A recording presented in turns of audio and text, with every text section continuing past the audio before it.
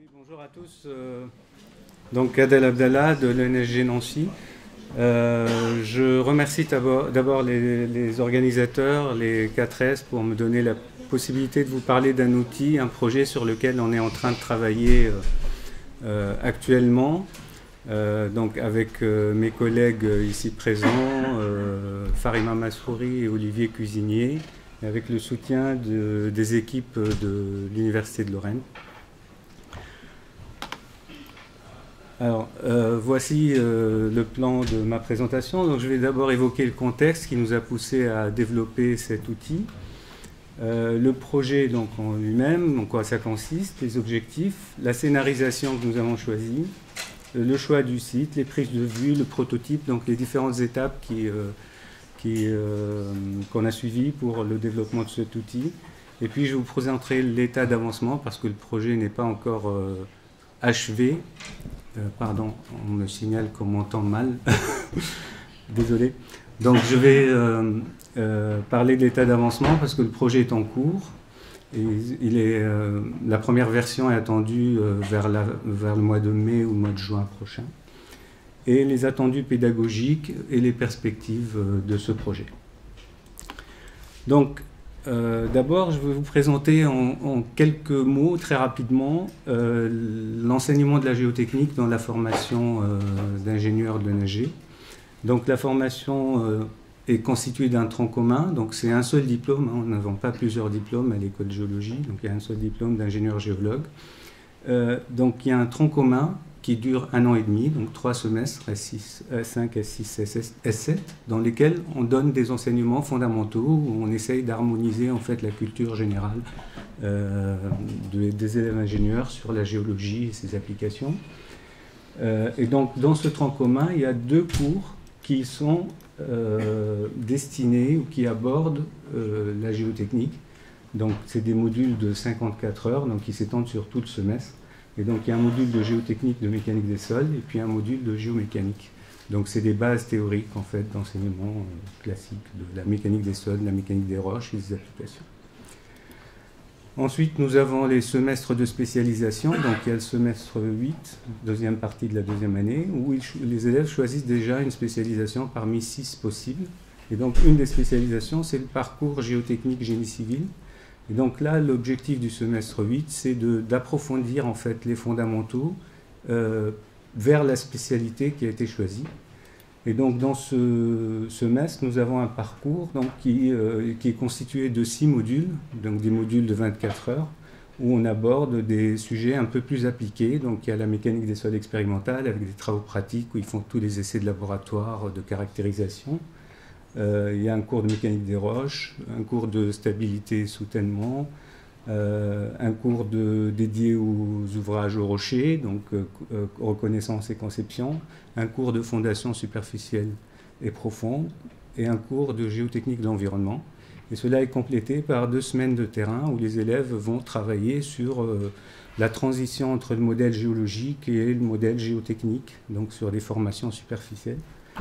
Et donc les modules qui sont surlignés en bleu, là, c'est les modules où on aborde, où on a besoin d'avoir un enseignement dédié à la reconnaissance géotechnique plus spécifiquement.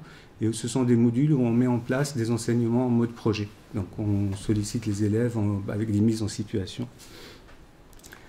Donc ensuite le semestre 9, c'est le premier semestre de la 3e année. Donc là c'est la spécialisation, donc c'est un semestre très professionnalisant avec beaucoup d'intervenants extérieurs. Donc il y a une liste de 10 modules très spécifiques à des domaines donc, de la géotechnique. Et donc là encore on retrouve des modules où on a besoin d'aborder la reconnaissance géotechnique.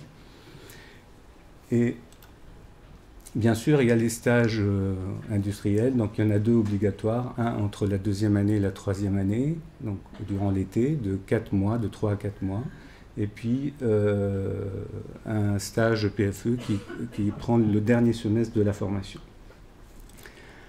Alors, donc les pratiques actuelles donc, en termes de reconnaissance, donc pour toutes ces mises en situation, ces projets qu'on propose aux élèves, c'est bien sûr la théorie. Donc on enseigne la théorie des différents essais au laboratoire, in situ. Pour le laboratoire, on fait aussi de la pratique, on fait des TP.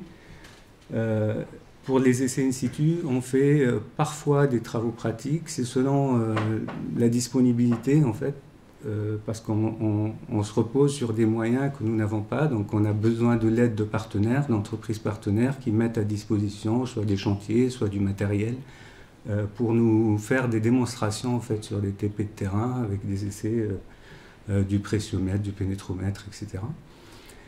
Et puis pour les mises en situation, pour les modes projet, on est contraint en fait de fournir des données aux étudiants. Et donc on est confronté souvent à la problématique, mais comment on obtient ces données, pourquoi on décide de mettre tel sondage à cet endroit, combien de sondages on met pour le projet, etc. Et donc c'est dans ce cadre-là qu'on a pensé donc, à développer cet outil. Alors ça, c'est juste quelques images pour vous montrer les pratiques actuelles, donc des TP de terrain qu'on fait avec des moyens limités. Hein. Ici, un mini pressiomètre, ou bien des visites de chantier où on peut observer aussi des choses, comme vous pouvez le voir sur les différentes photos. Alors, donc, il se trouve que l'Université de Lorraine a lancé un appel à projet, donc au début de l'année, vers le mois de février-mars, dans le cadre d'un projet qui s'appelle Pléiade, pour lequel donc, elle a reçu un financement via l'ANR, donc dans le cadre du projet France 2030. Et donc ce projet vise à identifier, accompagner les établissements d'enseignement à créer, à produire des démonstrateurs de la transformation numérique de façon large, donc utiliser les outils numériques pour soutenir l'enseignement. Et donc l'Université de Lorraine a été retenue, a été lauréate parmi 17 autres, donc avec un projet financé sur 4 ans, avec un budget total d'un peu plus de 5 millions d'euros. Alors donc en mars, l'appel à projet interne donc, à l'Université de Lorraine a été proposé. Et donc, il s'agissait de développer spécifiquement des ressources qui promeuvent l'emploi de la technologie XR, donc Extended Reality, donc les réalités étendues, pour la formation. Donc, pour réaliser en fait des TP virtuels ou des petits travaux ou des petits projets avec l'utilisation de ces techniques. Donc, nous y avons répondu donc, et nous avons proposé la création d'un simulateur en réalité virtuelle pour renforcer les enseignements pour la reconnaissance en géotechnique. Et donc en juin 2024, le projet GeoSim a été retenu parmi 5 autres projets de démonstrateurs. Et donc ce que nous apporte l'université via ce projet, c'est un accompagnement complet qui va de la phase de la conception jusqu'à la phase de déploiement. Donc avec une assistance vraiment d'une équipe dédiée. Et puis la seule condition, donc, c'est de mettre à disposition l'outil développé sous une licence libre, donc Creative Commons, où le simulateur sera disponible, utilisable par tout le monde. Et donc voilà le calendrier que nous avons retenu. Donc en juillet, on a commencé tout de suite à discuter donc, avec l'équipe de soutien pour proposer une scénarisation pour le simulateur. On a choisi plusieurs sites, finalement on en a retenu un. On a lancé la prise de vue dès le mois de septembre dernier, donc septembre-octobre. On a fait une bonne partie des prises de vue en extérieur. Avec les conditions climatiques, ensuite, on a eu plus du mal. Donc, on a fait une interruption. On reprendra certainement au printemps. Actuellement, donc, les équipes sont en train de procéder au montage des différentes prises de vue qui ont été faites et à la conception, le développement de l'outil numérique. Et donc, nous avons aussi des ressources pour la formation. Donc, nous disposons déjà de quelques vidéos, de quelques ressources multimédia que nous utilisons pour nos cours classiques, nos cours magistraux. Et donc, nous voulons rénover en fait ces ressources. Donc, l'équipe de soutien nous aide à le faire. Donc, on est en train de rassembler tout ça et d'améliorer celles qui doivent être reprises. Et donc l'objectif, c'est d'arriver à déployer l'outil d'ici le mois de juin. Alors voici la scénarisation qui a été retenue. Donc d'abord, Ce qui est en bleu, là, ça correspond à des scènes. Donc on va avoir une salle virtuelle de réunion dans laquelle on pourra accueillir donc, les apprenants, les informer sur le projet de façon générale, puis leur donner des informations sur le projet qu'ils auront à traiter. Donc une vue aérienne, une carte topographique, une carte géologique, et puis des plans et des données pour le bâtiment ou l'ouvrage à construire. Ensuite, donc, les apprenants ont la possibilité de basculer sur la partie en blanc, l'encadré en blanc, qui est facultatif, donc, où ils peuvent accéder à un certain nombre de ressources multimédia pour une formation complémentaire ou des rappels théoriques ou sur les essais, la façon de les conduire, etc. Et ensuite, ils passent sur le site virtuel du projet, donc, où là, ils peuvent aller sur le site, donc, soit avec des lunettes de réalité virtuelle, soit sur PC ou tablette ou même smartphone. Donc l'outil est assez léger, il est utilisable sur le web. Et donc sur le site, ils pourront faire une visite de site, ils peuvent se déplacer en trois dimensions, parcourir le site, faire des mesures, donc faire des métrages, faire des mesures de niveau, faire des relevés GPS, donc en cliquant sur les points, en choisissant les points, les données leur sont fournies. Et donc l'objectif, c'est qu'il propose une implantation de sondage, donc des points de sondage, et ensuite définir les essais à réaliser. Donc ils font en quelque sorte une commande d'une reconnaissance géotechnique. Ensuite, donc, on les envoie sur un espace LMS. Donc là, on sort de la réalité virtuelle. C'est un espace web classique. Donc LMS, c'est les systèmes de gestion de l'enseignement. Hein. Donc nous, on utilise Moodle, qu'on a rebaptisé Arch à l'Université de Lorraine. Et donc là, on va leur fournir des résultats des essais qu'ils ont commandés. Et on va leur demander, donc on va les charger de construire à partir de ces données brutes, de faire le traitement et puis de construire un modèle géotechnique complet pour le projet. Et ils produisent ainsi un rapport d'étude. Et donc l'objectif, c'est qu'on puisse utiliser cet outil de manière itérative. Donc il y aura plusieurs groupes qui feront le même projet et puis ils reviendront ajuster, affiner leur approche au fur et à mesure des itérations. Alors le site que nous avons choisi, donc c'est un site qui se trouve à une quinzaine de kilomètres à l'est de Nancy. Donc c'est le site de la Bousule que vous pouvez voir ici. Alors si on zoome, c'est un domaine expérimental qui appartient à l'Université de Lorraine, plus exactement à l'école voisine l'ENSAIA, donc l'école d'agronomie et des industries agroalimentaires. Et donc c'est une ferme qui fait d'ailleurs un très bon fromage de chèvre, qui s'appelle la Bousule. Et donc sur ce site où nous avions l'habitude d'opérer, puisque c'est là que nous faisions nos TP en fait, de terrain quand on pouvait le faire, on a choisi donc une parcelle qui est matérialisée par le carré bleu ici. Pardon. Je ne sais pas comment on regarde en arrière du coup. Voilà, le carré bleu. Donc c'est une parcelle sur laquelle on envisage donc de construire une extension de la ferme. Donc c'est un bâtiment de type industriel, un hangar ou quelque chose comme ça. Donc c'est pas encore complètement défini, on est en train de travailler dessus. Et donc c'est ce terrain-là qu'il va falloir reconnaître. Alors en termes de géologie, c'est pas extrêmement compliqué hein, pour l'instant. Le projet à l'état actuel, c'est un démonstrateur. Donc c'est une méthodologie qu'on développe, mais qui pourra ensuite être appliquée à d'autres sites. Et donc là, la géologie, donc c'est assez simple. Donc nous avons en fait une couverture limono-argileuse qui peut aller de 2 à 3 mètres, de 3 à 6 mètres, pardon, et une nappe qui est à environ 2 ou 3 mètres, ça dépend de l'endroit où on est. Et puis on a plus profondément une couche d'argile donc qui est assez épaisse. Et donc c'est sur ce site-là que nous allons faire le prototype.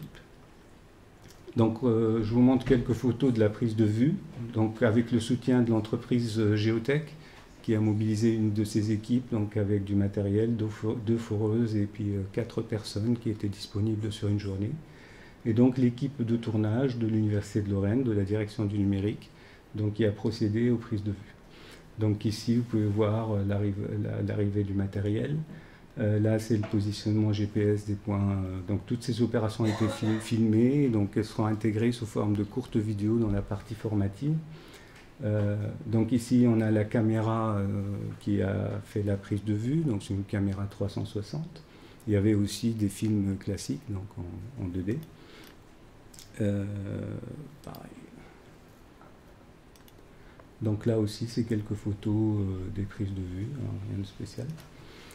Alors je vous montre une vidéo qui va vous donner un aperçu du prototype, le premier prototype qui a été construit. Il va être amélioré, hein, ce ne sera pas la version finale, mais vous pouvez voir un peu ce que je vous ai raconté sur le scénario. Je vous laisse regarder. Donc là, la salle de réunion. On peut projeter des documents, on a un écran, donc on peut visualiser des PowerPoint ou des vidéos sur les essais. On peut projeter une carte avec des commentaires en voix off ou en texte. Ensuite, on peut aller sur le terrain. Donc là, en l'occurrence, c'est avec le matériel, mais quand on fera la visite de terrain pour le projet, il n'y aura pas de matériel. Donc on peut projeter, incruster des images ou des vidéos pour augmenter en fait les informations.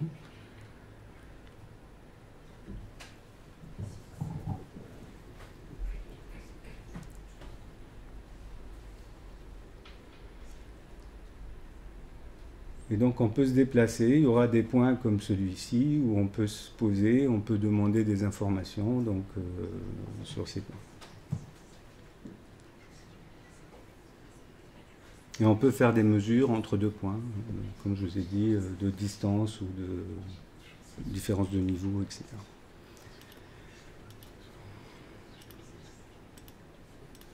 Voilà, on peut recommencer. Alors, donc l'état d'avancement, on en est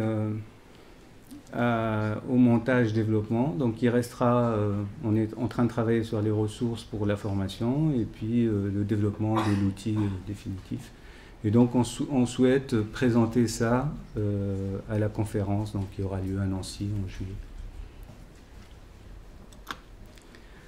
Donc pour les utilisations possibles, donc on voudrait d'abord utiliser les ressources multimédia produites, créées dans les cours et les rendre disponibles en ligne pour les apprenants.